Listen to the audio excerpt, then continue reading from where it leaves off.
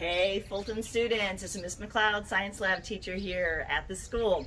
Since spring break, our gerbils have had another litter. We actually have 3 babies in this litter of gerbils. They'll be up for adoption here in about a month. We also have a litter of baby hamsters. Can you believe that mother had 15 babies? That's got to be a record of some kind. These babies are all blind. They don't have their ears formed yet. But the only thing they can do is just feel where their mama is, and they need that milk and nutrition from their mama.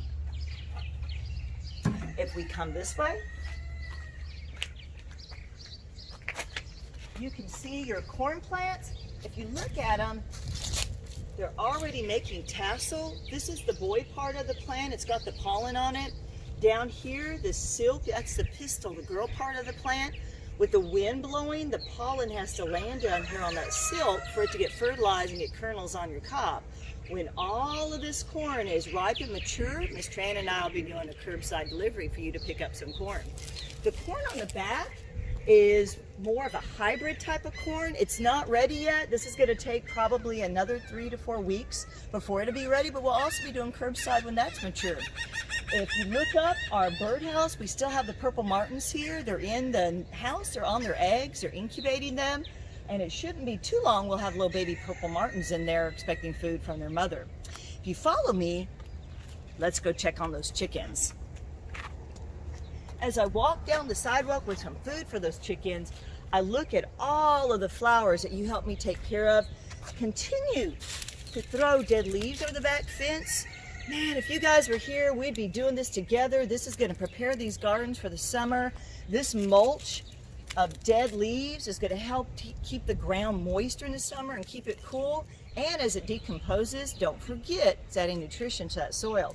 If you look at these flowers and you look close, you're going to be noticing a lot of pollinators. We have bees, butterflies. Every once in a while I notice that there's a hummingbird that comes in to get a quick drink of nectar from them. So it's important we have this here for the wildlife so they can get their food too. Walking down,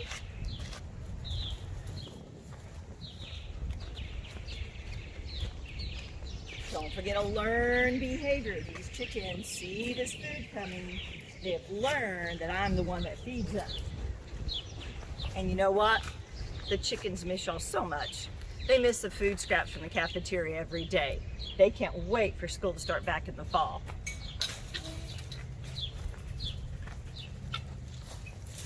Hey guys, come on. Come on, girls.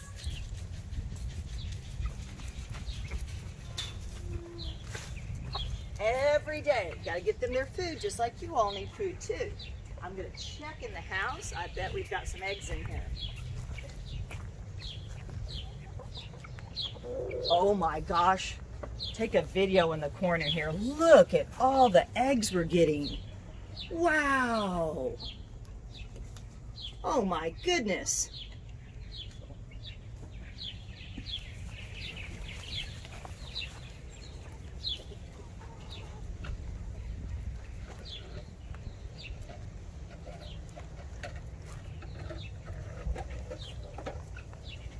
Now, as I gather these eggs, these little eggs come from the guineas.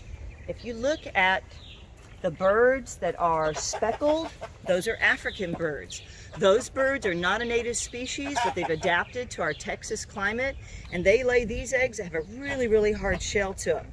This egg that has a blue-green color, these chickens just started laying this week. And that's a type of chicken called an Americana.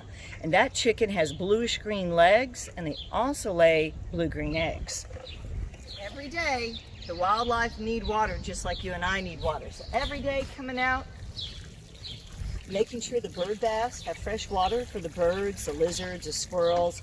If you notice on these trees, wow, the trees are making fruit.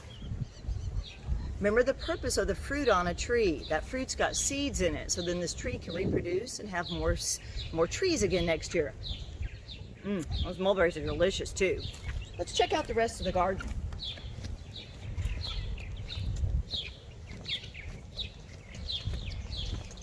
If you look at our cactus, notice how the cactus is now making flowers on it.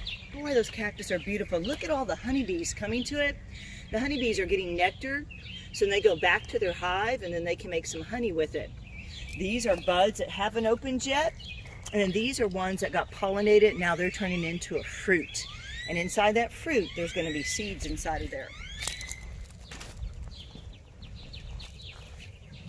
Our beautiful outdoor classroom is ready for the fall semester for you all to come sit down and read a good book. Earlier in the school year, several of our students volunteered to fill our flower pots with soil and flower seeds, and check it out. The Laura Bush petunia is just gorgeous, and it's also attracting pollinators, providing nectar and food for the birds, the butterflies, and the bees to come and get. So pretty right there. You notice the purple martins have taken over this birdhouse up here. That's another native species that migrates in the fall and winter, and they came back in the spring. I think we have 6 pairs that are nesting in our birdhouses, raising their babies. This tree was donated by Mayor Kendrick and his wife. It's an orchid tree. It's also blooming, which is great for the hummingbirds that are coming through.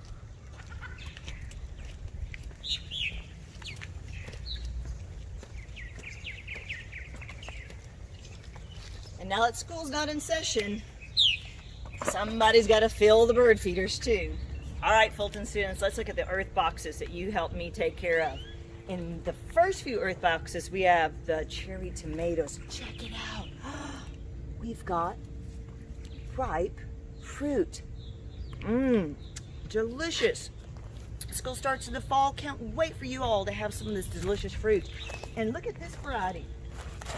It's a black, darker variety, but still a tomato. And you know it's ripe because the bottom on it turns red. So this variety was called the Midnight Snack, another cool variety of cherry tomato here in the garden. The last thing I want to show you in here are Brussels sprouts. Wow, look at this.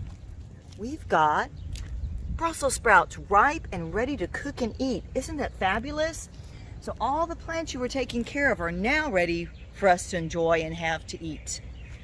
All right, Fulton students, do not forget, all summer long, save your aluminum cans. They're a non-renewable resource.